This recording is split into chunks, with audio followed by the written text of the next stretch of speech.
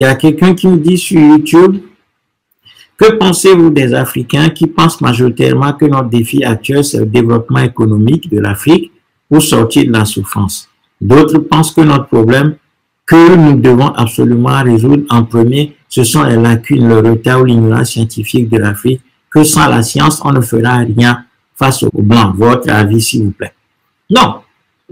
Écoutez, vous voyez, la Chine, je l'ai toujours dit, vous allez voir mes anciennes vidéos, j'ai toujours dit, la Chine était dominée, humiliée, morcelée. On lui a imposé une gouvernance coloniale. Les chefs de guerre, les voyous, des bandits ont été imposés par les Japonais, les Occidentaux et les Russes. Et la Chine était soumise totalement. On lui faisait signer ce qu'on appelait les contrats léonins, qui étaient totalement en sa défaveur. On privait la Chine de sa terre. Les Anglais amenaient de l'opium, ont obligé les Chinois à consommer la drogue, l'opium, pour pouvoir soumettre totalement la Chine. Pour arriver au rang où elle est aujourd'hui, première des choses que les Chinois ont fait, c'est pas de commencer par dire acquérons le pouvoir économique, acquérons la science, et puis comme ça on va vaincre les Blancs. Non! Je l'ai expliqué 1000 fois. Allez prendre nos vidéos. J'ai expliqué 1000 fois que la première des choses à faire quand un peuple est dominé, quand un peuple est tombé sous la servitude d'un autre, la première des choses qu'il doit faire, c'est de se lever et d'acquérir sa souveraineté. Vous n'avez pas le pouvoir de décision. Votre pouvoir de décision est confisqué. Vous êtes désorganisé, vous êtes affaibli. Vous avez des États coupions dessinés à l'équerre et au compas depuis la conférence de Berlin et imposés sur le sol africain par des guerres coloniales qui se sont soldées par des accords de partage du continent africain. Il y a eu des accords entre puissances sur le terrain africain pour pouvoir dessiner la carte de l'Afrique telle qu'elle est aujourd'hui. Vous êtes faible, on vous impose des dirigeants qui sont des anti-patriotes, des gens sans vision. Et dans ces situations-là, on vous impose une école coloniale. On vous impose des guerres. On vous impose une monnaie. On vous impose une langue. On vous impose des langues. On vous impose une école coloniale.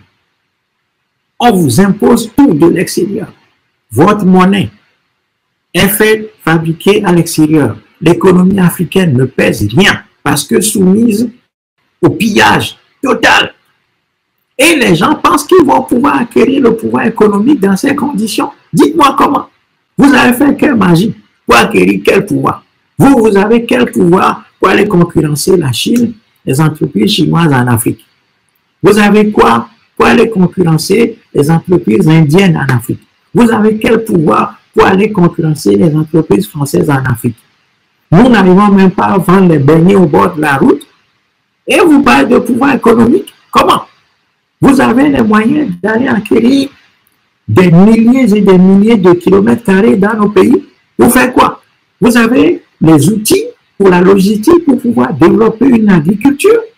Non, non, les Africains doivent cesser de raisonner à l'envers. Tout ça parce que nous avons peur de nous assumer. Tout ça parce que nous ne voulons pas affronter le monde réel. Nous pensons pouvoir passer par des raccourcis pour arriver à la liberté.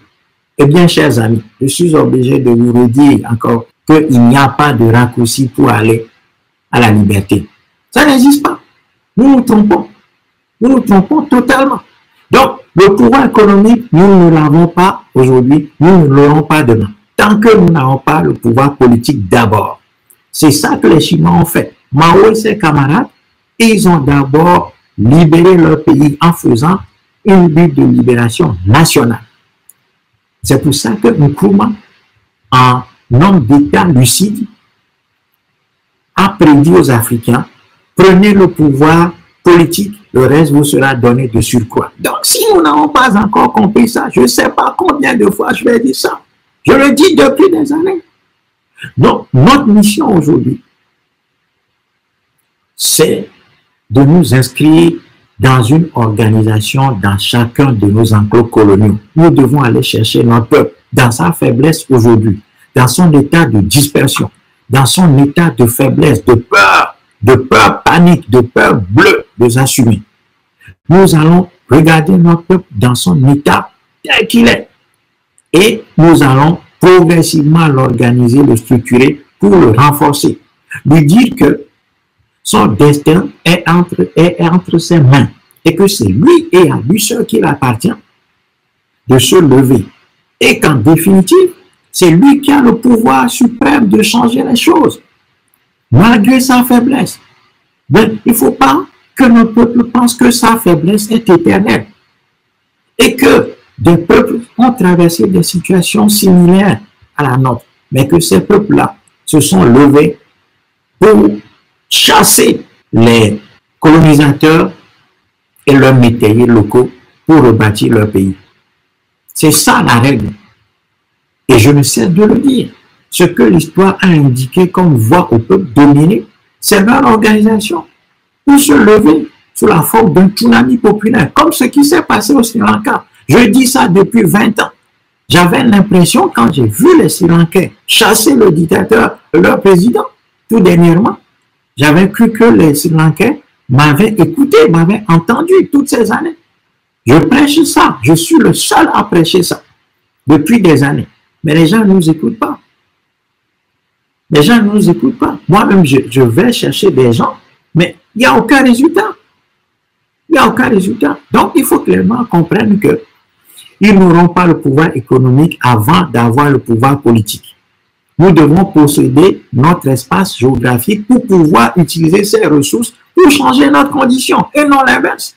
Vous avez vu quel peuple colonisé s'enrichit. Donc, vous voulez avoir le pouvoir économique dans un cadre colonial que vous ne maîtrisez pas? Non, on a tort de penser comme ça. Tout ça parce que nous avons peur de nous organiser. Nous ne voulons pas mourir. Nous ne sommes pas des patriotes. Nous ne sommes pas des patriotes. Nous n'avons pas l'esprit patriotique qui nous anime. Donc, les gens vont chercher des petites solutions comme ça en disant, cherchons le pouvoir économique, allons acquérir la science. Vous allez acquérir la science où? Pour acquérir la science, il faut être en position de domination, en position de force. Les Chinois, pour aller acquérir la science, ils se sont d'abord libérés, ils se sont constitués en État, et ce n'est qu'après ça qu'ils ont imposé aux États occidentaux, bon, si vous voulez venir chez nous maintenant, on va signer des accords, vous allez nous apprendre comment vous faites vos choses. Parce que nous aussi, nous voulons acquérir la science. Voyez? Et ensuite, par le système d'infiltration, un système d'infiltration ne peut être mis en place que si vous avez l'outil étatique dans vos mains. Vous allez apprendre la science comment? Chez qui?